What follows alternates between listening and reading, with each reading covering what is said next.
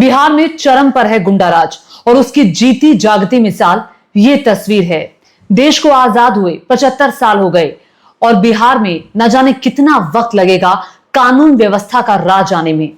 बिहार में गुंडे मवालियों के हौसले बुलंद है और एक तस्वीर गुंडे मवालियों के हौसलों की है और दूसरी तस्वीर पलायन की है।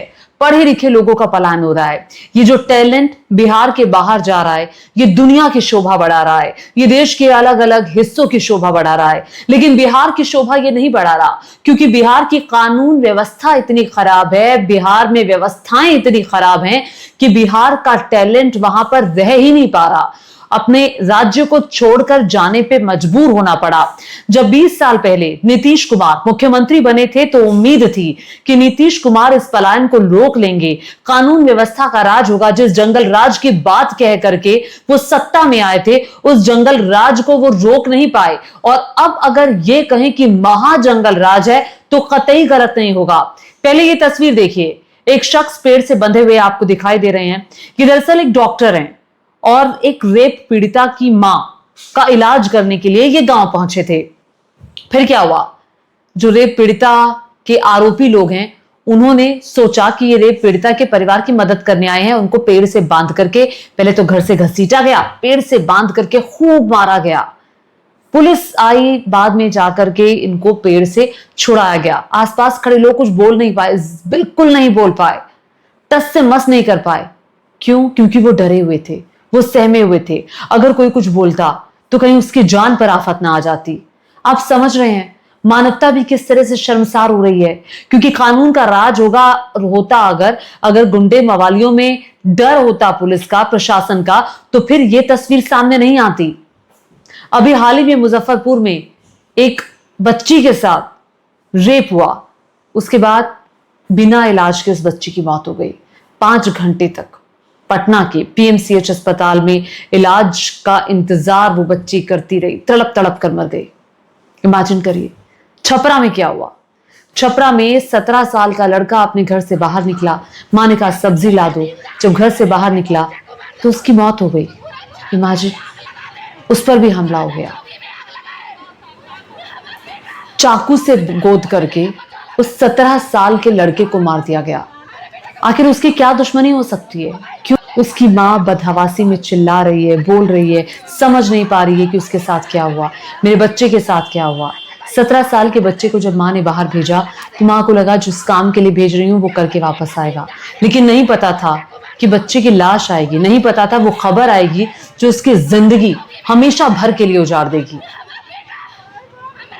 दोस्तों, ये एक मानवीय पहलू है कि परिवार तो उजड़ गए, एक बच्ची जिसके साथ रेप हुआ, उसका परिवार, उसके परिवार पर क्या बीत रही होगी। एक और बच्ची, वो जो मैं आपको घटना बता रही हूं, पेड़ से बांध करके जहां पर एक डॉक्टर को मारा गया, उस बच्ची के साथ तो उस परिवार अपनी बच्ची के लिए लड़ाई लड़ रहा था। वो 2021 का रेप का मामला है और कई लोगों का तो यहां तक कहना है कि नहीं, ये वो मामला नहीं है, जमीन विवाद का कोई मामला है। मान लीजिए जमीन विवाद का भी अगर मामला है तो फिर भी किसको क्या, किसी को भी ये हक है कि वो किसी व्यक्ति को बांध दे पेड़ से और बांध बांध कर उसको मारा जाए, तब तक मारा जाए जब वो बदहवास ना हो जाए, उसका खून निकाल दिया जाए। मतलब कुछ भी चल रहा है।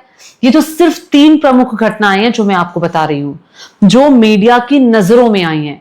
न जाने कितनी वारदातें वहां पर ऐसी होती होंगी, न जाने कितनी वारदातें। लगता है ना तो पुलिस में कार्रवाई की क्षमता बची है और ना ही प्रशासनिक इच्छा शक्ति है बिहार को फिर से पटरी पर लाने की।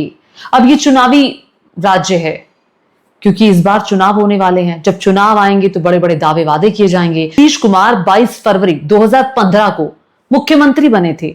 उम्मीद जरकी थी कि नीतीश कुमार आएंगे तो जिस जंगल राज की बात कहकर के, लालू राज के जंगल राज की बात कहकर के वो आए थे, तो फिर जो दयनीय स्थिति थी वो खुशनुमा माहौल में बदल जाएगी, पलायन रुक जाएगा, लोग नहीं जाएंगे। लेकिन क्या नीतीश बाबू आप बताएंगे इस कुशासन के पीछे कौन जिम्मेदार है? लालू यादव, तेजस्वी यादव, आप खुद यानी नीतीश कुमार या मोदी जी? बताइए जरा। डबल इंजन की सरकार है वहां पर। बीजेपी की सरकार ज्यादातर वक्त तक नीतीश कुमार के साथ रही है। बीच में वो पाला बदलते रहते हैं। एकमात्र मुख्यमंत्री जो 9वीं बार मुख्यमंत्री बने हैं बीच बीच में अगर आप एक दो बार छोड़ दें तो नीतीश कुमार ही ज्यादातर वक्त मुख्यमंत्री रहे। तो नीतीश कुमार बताएंगे कि क्यों इतनी हालत खराब हो गई। तेजस्वी यादव ने भी निशाना साधा है। तेजस्वी यादव ने बकायदा ट्वीट किया, वो मैं आपके लिए पढ़ देती हूं। और पिछले कई दिनों से लगातार बिहार की कानून व्यवस्था पर सवाल उठा रहे हैं। देखिए, बिहार में तालिबान से भी बदतर स्थिति है। गया जिले में बलात्कार पीड़िता की मां का इलाज करने गए डॉक्टर को आरोपियों ने पेड़ से बांधकर पीट पीट कर खून से लथपथ कर दिया। 20 वर्षों की भ्रष्ट एनडीए सरकार में पुलिस और प्रशासन अपराध रोकने, अपराधियों को पकड़ने, सजा एवं न्याय दिलाने में बिल्कुल असमर्थ है। इसीलिए जिसकी जहां मर्जी जैसी मर्जी कानून को लोग हाथों में ले रहे हैं। बिहार में अराजक स्थिति है, मुख्यमंत्री अचेत अवस्था में है, सरकार नशे में है, अधिकारी और मंत्री खजाना लूटने में मस्त व्यस्त और शासन अस्त प्रस्त है। बताइए जरा, ये क्या हो रहा है? ये क्या हो रहा है? बिहार ने जिस व्यक्ति को भर भर कर प्यार दिया, बिहार ने जिस व्यक्ति को 9 बार मुख्यमंत्री की कुर्सी दी, क्या उस व्यक्ति की जिम्मेदारी नहीं है? और अब जब उस व्यक्ति की तस्वीरें आ रही हैं तो कभी वो किसी के सर पर गमला रख देते हैं, कभी वो किसी के पांव छूने लग जाते हैं, कभी वो फूल उठा लेते हैं कमल का मोदी जी के साथ खड़े होकर, कभी वो जनगण में अलग अलग तरह की बातें करते हैं। तो क्या मुख्यमंत्री अचेत अवस्था में है? क्या मुख्यमंत्री को पता नहीं चल रहा कि क्या हो रहा है? या ये सब कुछ एक नाटक भर है बिहार के लिए? क्या है, क्या चल क्या रहा है? एक और ट्वीट तेजस्वी यादव का आपके सामने। 20 बरस से ढो रहा है बिहार, एनडीए की नाकाम निकम्मी सरकार। और ये बकायदा बेरोजगारी, आप देखेंगे पलायन, बदहाल शिक्षा, ढहते पुल, पिछले दिनों लगातार पुल ढह रहे थे, भ्रष्टाचार, महंगाई, घूसखोरी, बाढ़, सूखा। तो इतना कुछ है, इतना कुछ है बिहार में। क्या अब बड़ा सवाल यह है कि नीतीश बाबू, अगर आपसे बिहार नहीं संभल रहा है तो छोड़ दीजिए। अगर कानून व्यवस्था नहीं संभल रही है तो छोड़ दीजिए, क्योंकि लोगों के अंदर, गुंडे मवालियों में डर पैदा नहीं कर पा रहे हैं। उसका नतीजा वहां की जनता भुगत रही है, वहां की बच्चियां भुगत रही हैं, वहां के लोग भुगत रहे हैं। स्वास्थ्य व्यवस्था बदहाल पड़ी है। आप समझिए इस बात को। अगर नहीं संभल रहा है तो कृपया करके छोड़ दीजिए, क्योंकि हालात खराब हैं। क्यों आखिर इस तरह के प्रशासन को वहां के लोग हैं वो ढोएं? या तो व्यवस्था मजबूत कीजिए और एक संदेश दीजिए योगी जी की तरह, और अदरवाइज नहीं संभलता अगर राज्य तो छोड़ दीजिए।